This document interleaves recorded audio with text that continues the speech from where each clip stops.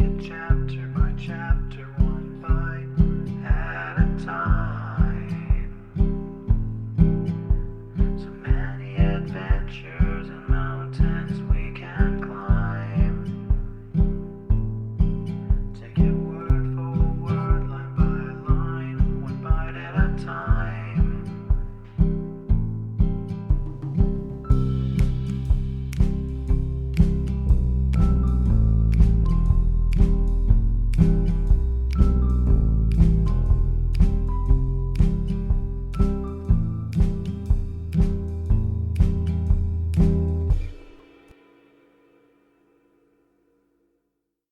Welcome to Bite at a Time Books, where we read you your favorite classics one bite at a time.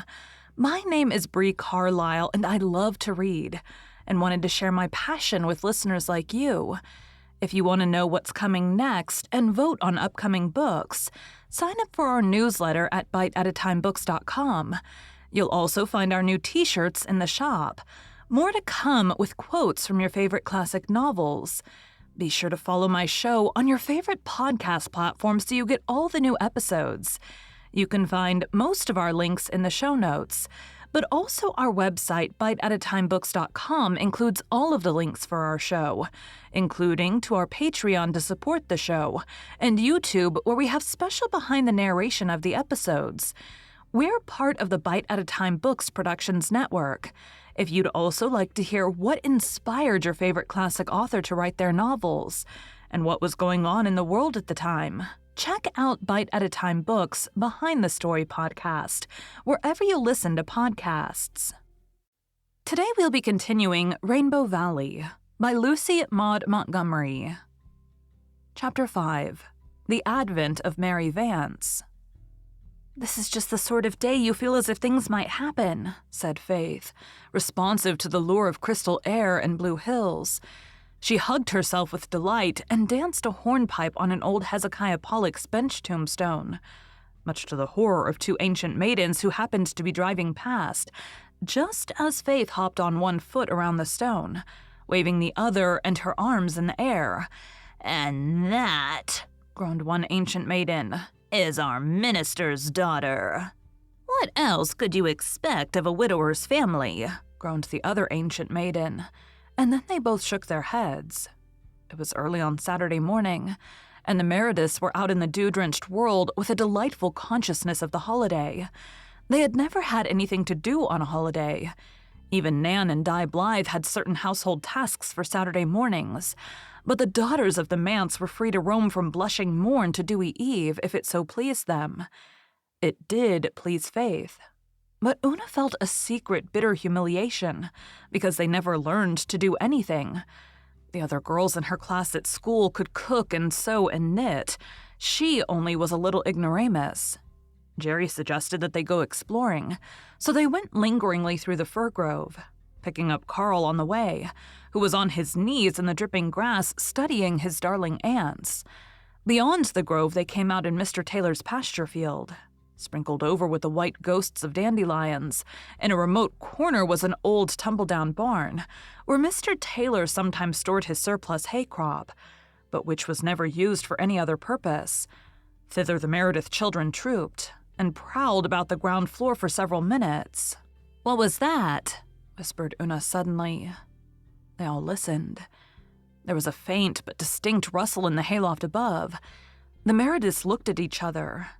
"There's something up there," breathed Faith. "I'm going up to see what it is," said Jerry resolutely. "Oh, don't," begged Una, catching his arm. "I'm going." "We'll all go too then," said Faith. The whole four climbed the shaky ladder, Jerry and Faith quite dauntless, Una pale from fright, and Carl rather absent-mindedly speculating on the possibility of finding a bat up in the loft. He longed to see a bat in daylight. When they stepped off the ladder, they saw what had made the rustle, and the sight struck them dumb for a few moments. In a little nest in the hay, a girl was curled up, looking as if she had just wakened from sleep. When she saw them, she stood up, rather shakily as it seemed, and in the bright sunlight that streamed through the cobwebbed window behind her, they saw that her thin, sunburned face was very pale under its tan. She had 2 braids of lank, thick, tow-colored hair and very odd eyes. White eyes, the Vance children thought, as she stared at them half defiantly, half piteously.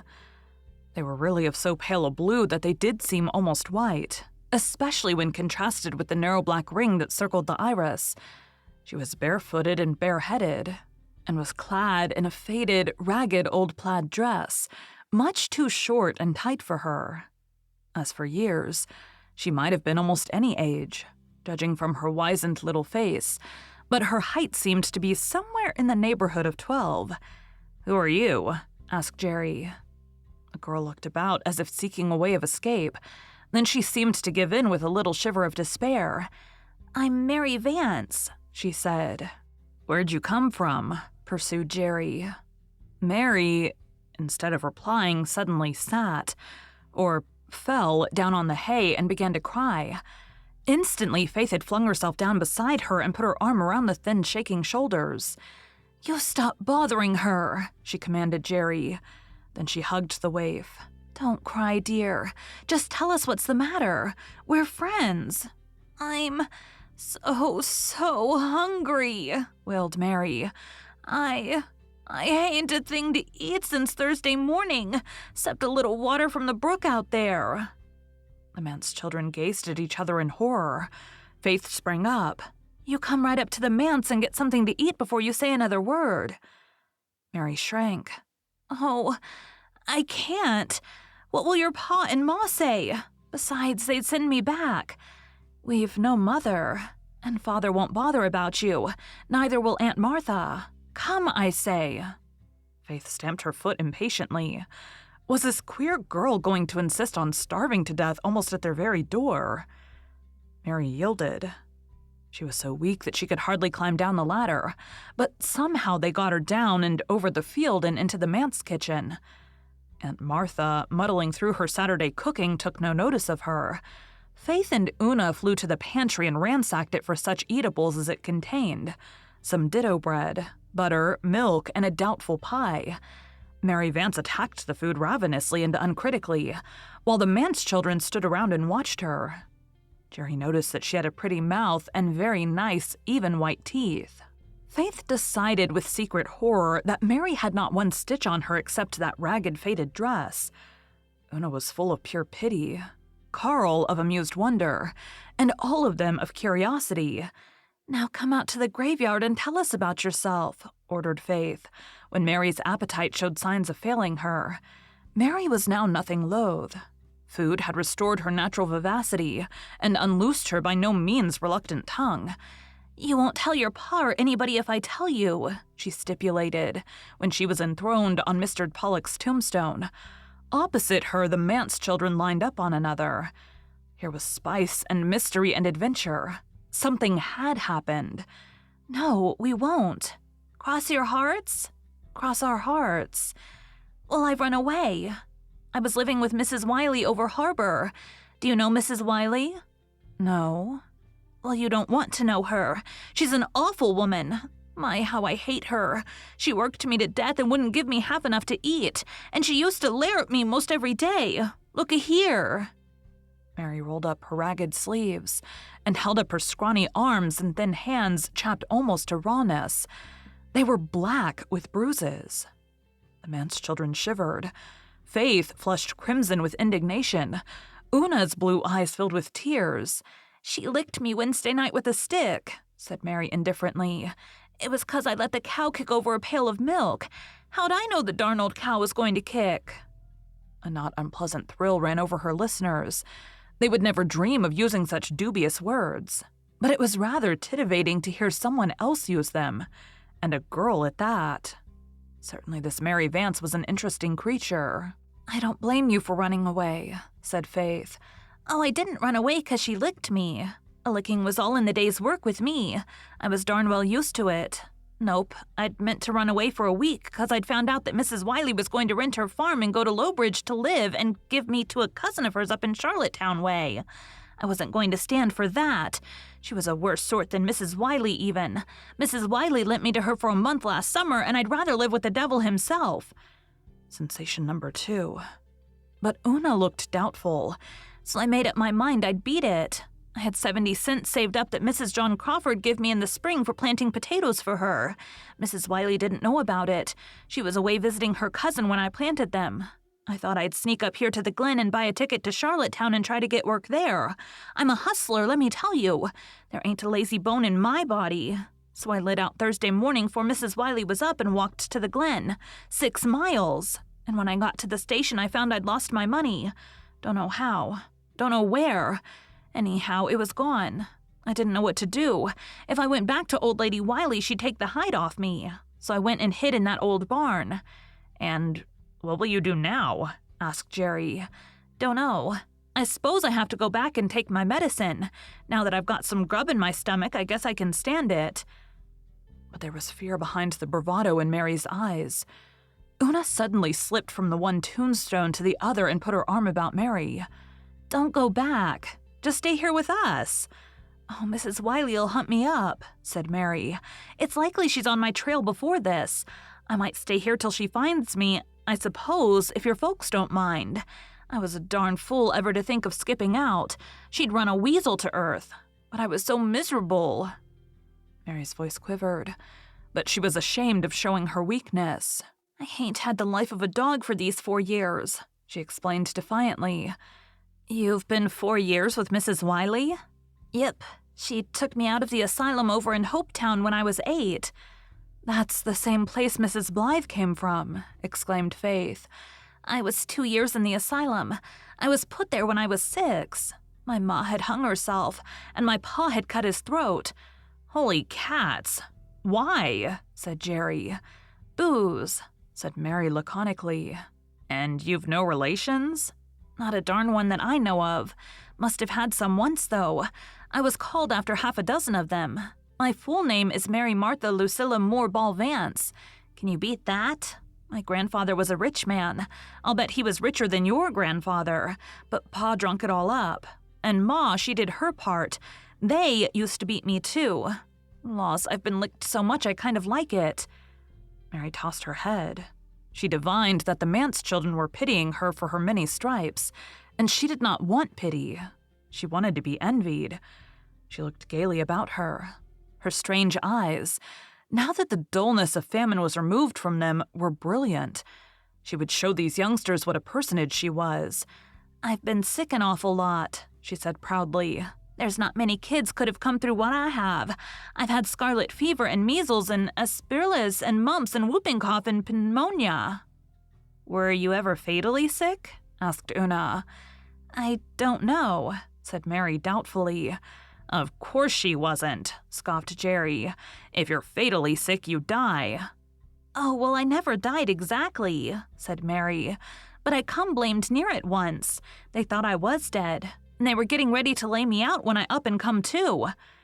What is it like to be half dead? Asked Jerry curiously. Like nothing. I didn't know it for days afterwards. It was when I had the pneumonia. Mrs. Wiley wouldn't have the doctor. Said she wasn't going to no such expense for a home girl. Old Aunt Christina McAllister nursed me with poultices. She brung me round. But sometimes I wish I'd just died the other half and done with it. I'd been better off. If you went to heaven, I suppose you would, said Faith rather doubtfully. Well, what other place is there to go to? Demanded Mary in a puzzled voice. There's hell, you know, said Una, dropping her voice and hugging Mary to lessen the awfulness of the suggestion. Hell? What's that? Why, it's where the devil lives, said Jerry. You've heard of him. You spoke about him. Oh, yes, but I didn't know he lived anywhere. I thought he just roamed round. Mr. Wiley used to mention hell when he was alive. He was always telling folks to go there. I thought it was some place over in New Brunswick where he come from. Hell is an awful place, said Faith, with a dramatic enjoyment that is born of telling dreadful things. Bad people go there when they die and burn in fire forever and ever and ever. Who told you that? Demanded Mary incredulously. It's in the Bible. And Mr. Isaac Crothers at Maywater told us, too, in Sunday school. He was an elder and a pillar in the church and knew all about it.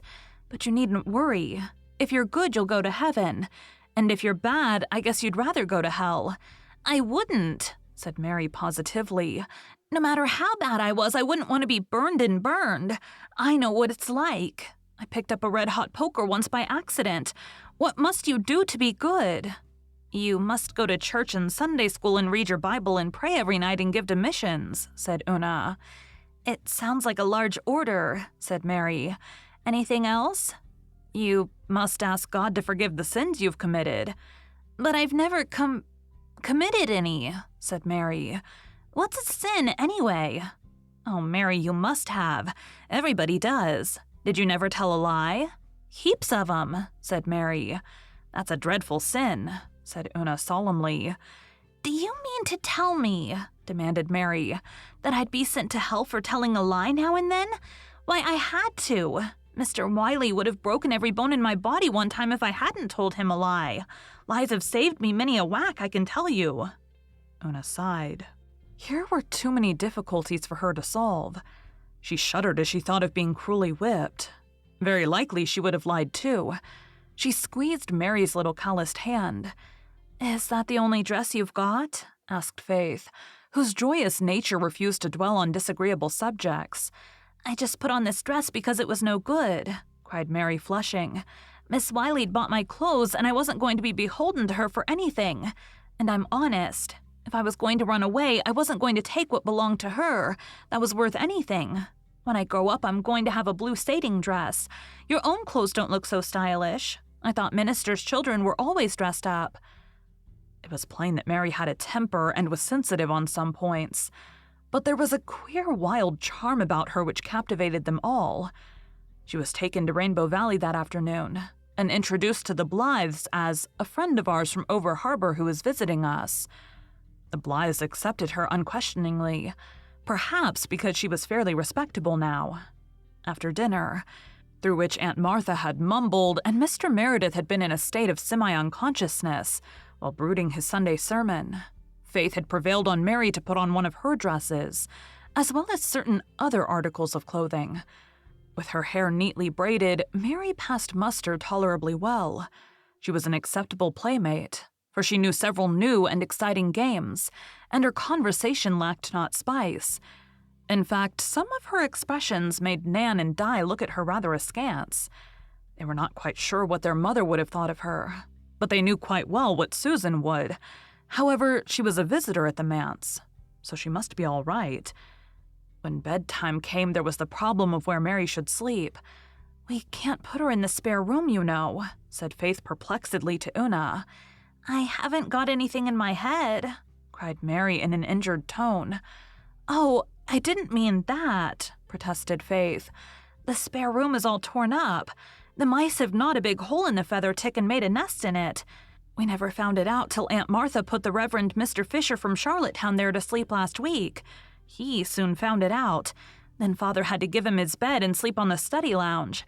Aunt Martha hasn't had time to fix the spare room bed up yet, so she says. So nobody can sleep there, no matter how clean their heads are. And our room is so small, and the bed's so small you can't sleep with us. I can go back to the hay in the old barn for the night if you'll lend me a quilt," said Mary philosophically. "It was kind of chilly last night, but except for that, I've had worse beds." "Oh, no, you mustn't do that," said Una. "I've thought of a plan, Faith. You know that little trestle bed in the garret room, with the old mattress on it that the last minister left there? Let's take up the spare room bedclothes and make Mary a bed there. You won't mind sleeping in the garret, will you, Mary? It's just above our room. Any place'll do me. Laws, I never had a decent place to sleep in my life. I slept in the loft over the kitchen at Mrs. Wiley's. The roof leaked rain in the summer and the snow drove in the winter. My bed was a straw tick on the floor. You won't find me a mite huffy about where I sleep." The manse garret was a long, low, shadowy place, with one gable end partitioned off. Here a bed was made up for Mary of the dainty hemstitched sheets and embroidered spread, which Cecilia Meredith had once so proudly made for her spare room, and which still survived Aunt Martha's uncertain washings. The good nights were said, and silence fell over the manse. Una was just falling asleep when she heard a sound in the room just above that made her sit up suddenly. "Listen, Faith. Mary's crying," she whispered. Faith replied not, being already asleep. Una slipped out of bed and made her way in her little white gown down the hall and up the garret stairs. The creaking floor gave ample notice of her coming, and when she reached the corner room, all was moonlit silence, and the trestle bed showed only a hump in the middle. "Mary?" whispered Una. There was no response. Una crept close to the bed and pulled at the spread. "Mary, I know you're crying. I heard you. Are you lonesome?" Mary suddenly appeared to view, but said nothing. "Let me in beside you. I'm cold," said Una, shivering in the chilly air, for the little garret window was open and the keen breath of the North Shore at night blew in. Mary moved over, and Una snuggled down beside her. "Now you won't be lonesome. We shouldn't have left you here alone the first night." "I wasn't lonesome," sniffed Mary. "What were you crying for then?" "Oh, I just got to thinking of things when I was here alone. I thought of having to go back to Mrs. Wiley, and of being licked for running away, and of going to hell for telling lies. It all worried me something scandalous." "Oh, Mary," said poor Una in distress. "I don't believe God will send you to hell for telling lies when you didn't know it was wrong. He couldn't. Why, He's kind and good. Of course you mustn't tell any more now that you know it's wrong." "If I can't tell lies, what's to become of me?" said Mary with a sob. "You don't understand. You don't know anything about it. You've got a home and a kind father. Though it does seem to me that he isn't more than about half there. But anyway, he doesn't lick you, and you get enough to eat as it is. Though that old aunt of yours doesn't know anything about cooking. Why, this is the first day I ever remember of feeling as if I'd enough to eat. I've been knocked about all of my life, except for the 2 years I was at the asylum. They didn't lick me there, and it wasn't too bad, though the matron was cross. She always looked ready to bite my head off a nail. But Mrs. Wiley's a holy terror. That's what she is. And I'm just scared stiff when I think of going back to her." "Perhaps you won't have to. Perhaps we'll be able to think of a way out. Let's both ask God to keep you from having to go back to Mrs. Wiley. You say your prayers, don't you, Mary?" "Oh, yes. I always go over an old rhyme before I get into bed," said Mary indifferently. "I never thought of asking for anything in particular, though. Nobody in this world ever bothered themselves about me, so I didn't suppose God would. He might take more trouble for you, seeing you're a minister's daughter." "He'd take every bit as much trouble for you, Mary, I'm sure," said Una. "It doesn't matter whose child you are. You just ask him, and I will too." "All right," agreed Mary. "It won't do any harm if it doesn't do much good. If you knew Mrs. Wiley as well as I do, you wouldn't think God would want to meddle with her. Anyhow, I won't cry any more about it. This is a big sight better than last night down in that old barn with the mice running about. Look at the Four Winds light. Ain't it pretty?" "This is the only window we can see it from," said Una. "I love to watch it." "Do you? So do I. I could see it from the Wiley loft, and it was the only comfort I had. When I was all sore from being licked, I'd watch it and forget about the places that hurt. I'd think of the ships sailing away and away from it and wish I was on one of them sailing far away too. Away from everything. On winter nights when it didn't shine, I just felt real lonesome. Say, Una, what makes all you folks so kind to me when I'm just a stranger?" "Because it's right to be. The Bible tells us to be kind to everybody." "Does it? Well, I guess most folks don't mind it much then. I never remember of anyone being kind to me before. True's you live, I don't. Say, Una, ain't them shadows on the walls pretty? They look just like a flock of little dancing birds. And say, Una, I like all you folks and them Blythe boys and Di, but I don't like that Nan. She's a proud one." "Oh, no, Mary. She isn't a bit proud," said Una eagerly. "Not a single bit." "Don't tell me. Anyone that holds her head like that is proud. I don't like her. We all like her very much." "Oh, I suppose you like her better than me," said Mary jealously. "Do you?" "Why, Mary, we've known her for weeks and we've only known you for a few hours," stammered Una. "So you do like her better then," said Mary in a rage. "All right, like her all you want to. I don't care. I can get along without you." She flung herself over against the wall of the garret with a slam.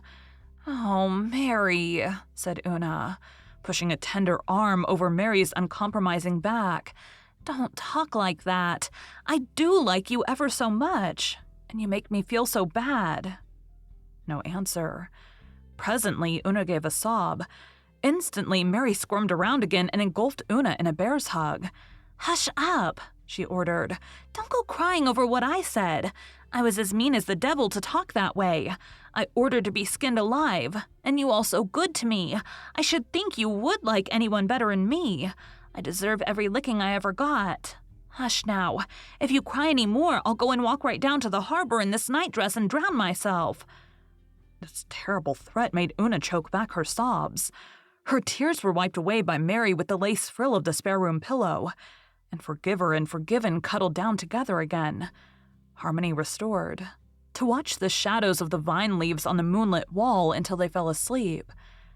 And in the study below, Reverend John Meredith walked the floor with rapt face and shining eyes, thinking out his message of the morrow, and knew not that under his own roof there was a little forlorn soul, stumbling in darkness and ignorance, beset by terror and compassed about with difficulties too great for it to grapple in its unequal struggle with the big, indifferent world.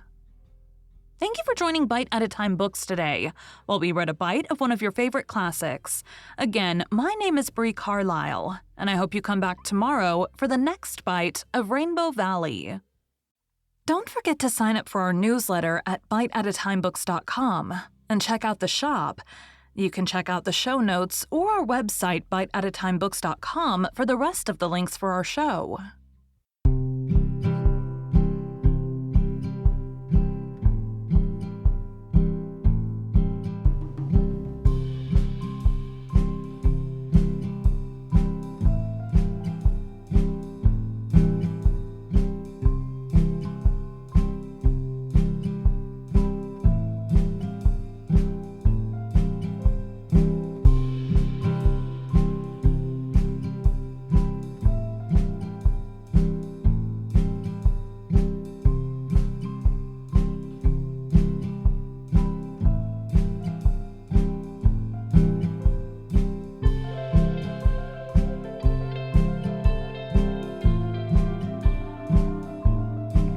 Take a look in the book and let's see what we can find.